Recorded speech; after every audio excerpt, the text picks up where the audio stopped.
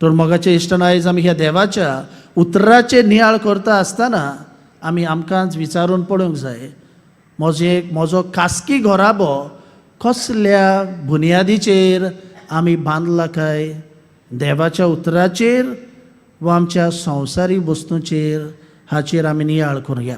जर तर आयचे पयलें वाचप नियाळ केल्यार आमकां इजायस प्रवादी म्हत्वाचो संदेश दिता म्हणल्यार trust God as firm foundation. म्हणजे आमची बुनयाद जावंक जाय देवाचेर भावार्थ. आनी ताकाच लागून आयच्या पयल्या वाचपांतल्यान 2 वस्तू आमकां मेळटात. पयले सुवातेर जुदाच्या शारांतली लोक देवाची तुस्त करतात. आनी तुस्त कित्याक पासत करतात काय, थंयसर आमकां फुडें पयल्या वाचपान मेळटा.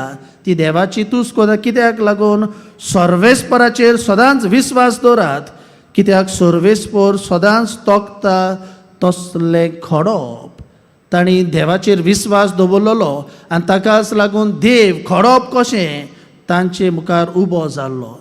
आनी जो कोण देवाचेर विस्वास दवरता ताका शांती मेळटा. हे आयच्या पयल्या वाचपांतल्यान इजायस प्रवादी आमकां उगडास करता.